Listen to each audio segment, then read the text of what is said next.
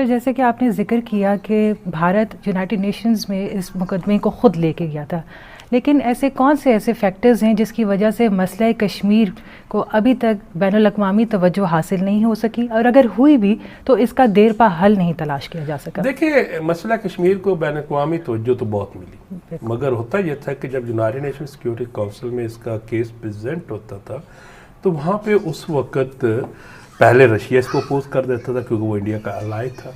جب بعد میں جب بھی ہم ریزولوشن لے گئے رشیا نے ویٹو کیا، مگر جس وقت کولڈ وار ختم ہوئی اس وقت ایک امید لگی اور اس وقت اس امید پہ چیزیں آگے چلیں، مگر پھر امریکنز نے بھی نہیں کرنے دیا.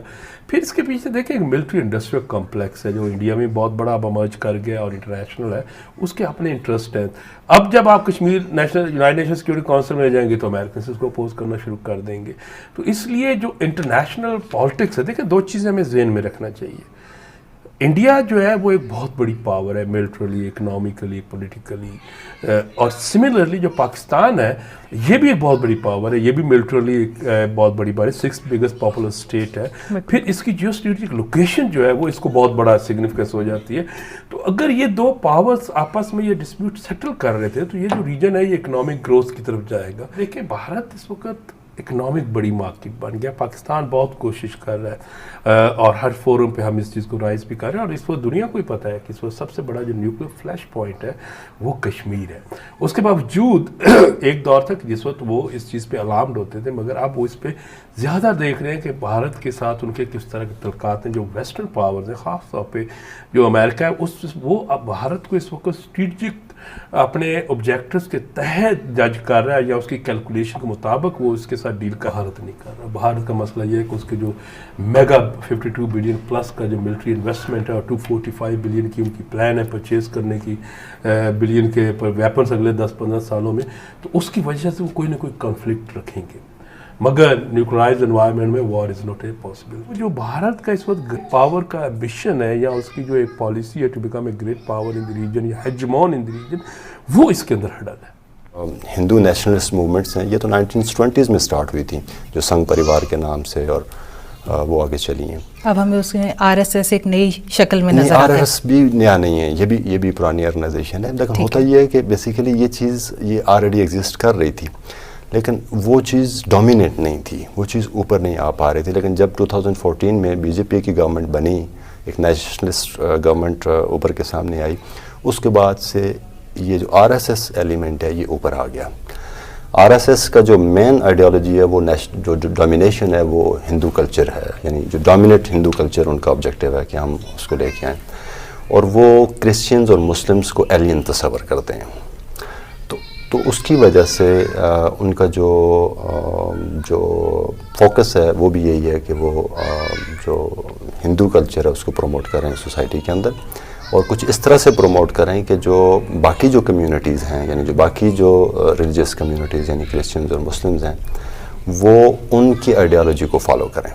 یعنی وہ مسلمان یا ہندو ہوتے ہوئے بھی وہ وہ مسلمان اور کرسچن ہوتے ہوئے بھی ہندو بن جائیں.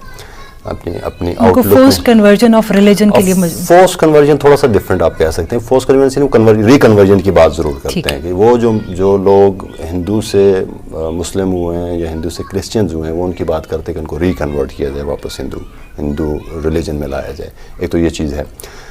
دوسرا وہ یہ کر رہے ہیں کہ جی آپ کا جو مسلمز ہیں وہ اپنی جو ریلیجس فیلنگز ہیں ان کو ایک سائڈ پہ رکھ کے وہ جو نیشنلسٹ آئیڈیالوجیز ہیں ان کو وہ اڈاپٹ کریں. یعنی فار ایگزامپل آپ وہ گاؤ ماتا کی بات کو دیکھ لیں. اس کے متعلق ان کا یہ ہے کہ آپ ان کی، چونکہ میں یہاں پہ کسی ریلیجس فیلنگز کو وہ ہرٹ نہیں کرنا چاہ رہا، لیکن ان کی یہ ہے کہ وہ کاؤ کو، جو گائے ہے، اس کو وہ سیکریٹ تصور کرتے ہیں، اس کو مقدس جانتے ہیں، اور اس کا جو ٹریڈ، اس کا ذبح یا اس طرح کی کوئی چیز جو ہے نا وہاں پہ وہ الاؤ نہیں کر.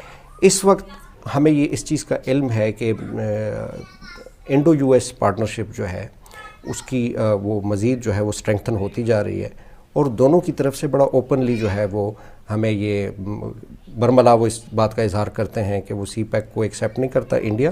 یا پھر ہم دیکھتے ہیں کہ انڈیا جو ہے وہ پاکستان کے آف اینڈ آن الزامات بھی لگاتا رہتا ہے. جب ہم کلبھوشن یادو کو دیکھتے ہیں تو اس کی کنفیشنل ویڈیوز ہمارے سامنے موجود ہیں کہ کس طرح سی پیک کو سیبوٹاج کرنے کی کوشش کی گئی.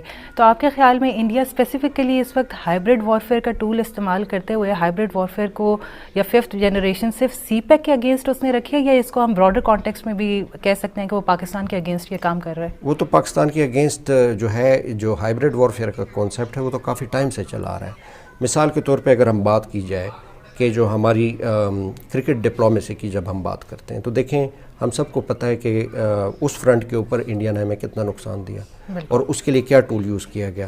شری لنکا کی ٹیم یہاں آئی تھی اور ان کے اوپر ایک اٹیک ہوا, تو لہٰذا جو باقی دنیا تھی انہوں نے پاکستان میں آ کے کھیلنا بند کر دیا. This is also part of hybrid warfare.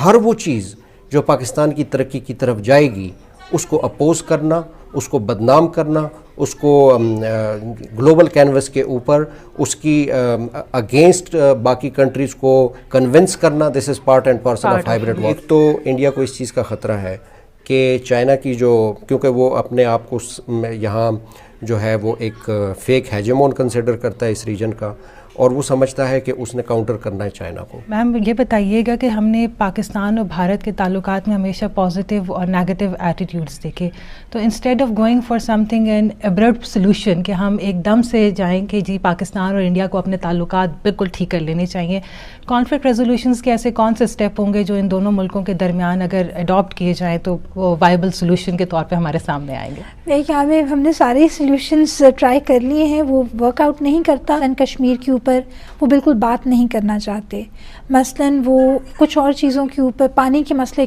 پہ وہ بات نہیں کرنا چاہتے, یا کرنا بھی چاہتے ہیں تو اپنی ٹرمز پہ کرنا چاہتے ہیں. تو ایک یونیلیٹرل نیریٹو جو ہے وہ ایک بہت بڑی ہنڈرنس بن جاتا ہے. بات کی پاکستان اور انڈیا کے درمیان تعلقات کی, ہم نے گزشتہ چند سالوں میں دیکھا کہ انڈیا کی طرف بار بار ہمیں تھریٹ کیا جاتا ہے.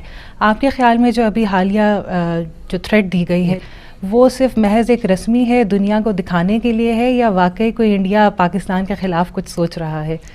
وہ انہوں نے اپنی ایک اسٹریٹجی ٹول کٹ تیار کی ہوئی ہے جس میں وہ کہتے ہیں کہ یہ فل اسپیکٹرم آرمڈ کانفلکٹ کا رسپانس ہے. یہ تو نہیں کہا جا سکتا کہ انڈیا نے یہ آپشن چھوڑی بھی ہے یا وہ اس کو کنسیڈر نہیں کریں گے. بالی ووڈ کا انفلوئنس انڈیا کی اسٹریٹجک میکنگ کے اوپر کافی زیادہ ہے, so it looks pretty fascinating when you are reading these things. Army chief ان کے ہائر پوزیشن پہ بیٹھے ہوئے ہیں, آپ کے خیال میں اس قسم کی دھمکیاں دینا انڈیا کی اپنی فارن پالیسی کو بہت بری طرح سے افیکٹ کرتا ہے؟ انٹرنیشنل کمیونٹی نوز ویری ویل پاکستان کا جو اس وقت سٹانس ہے, پاکستان کی جو اسٹرگل ہے وار اگینسٹ ٹیررزم میں, تو یہ ہمارے ریجن میں جو پیس ایفرٹس ہیں ان کو بہت بری طرح سے افیکٹ کرتا ہے. آپ کی بات اپنی جگہ بالکل ٹھیک ہے ریما, بٹ بات یہ ہے کہ انٹرنیشنل کمیونٹی جو ہے وہ ابھی بڑی خوش ہے کہ ایک ایسا ملک ہے جس کے پاس پیسے ہیں اور وہ ہمارے ہتھیار ہاتھوں ہاتھ خرید رہے ہیں, اور وہ ملک ہے انڈیا. درست, ٹھیک. اس وجہ سے انڈیا جو کرے وہ ان کو قابل قبول ہے, قابل برداشت ہے. اور پاکستان کی دوستی سے بڑھ کے چائنا کی جو دشمنی ہے وہ امریکہ جیسے ممالک کے لیے ایک بہت بڑا لمحہ فکریہ ہے, تو اس کی کنٹینمنٹ کے لیے ہمیں انڈیا چاہیے. تو اس لیے وہ اس چیز کو اوور لک کرتے ہیں. مسئلہ یہ ہے کہ بھارت کو تھوڑا سا اس چیز کا بھی ایک نشہ ہے کہ پاکستان سے ہم دوستی کریں نہ کریں کیا فرق پڑتا ہے, ہمیں تو امریکہ جیسا دوست مل گیا, تو یہ کون ہے. تو وہ جب اس رویے سے چیز کی طرف آئیں گے اور اس چیز کا احساس کیے بغیر کہ خطے میں ہم دو اکٹھے رہیں گے ہمیشہ کے لیے اور بڑی طاقتیں اپنے صرف انٹرسٹ کے لیے آئیں گی, تو وہ پھر یہ لو ہیٹ ریلیشن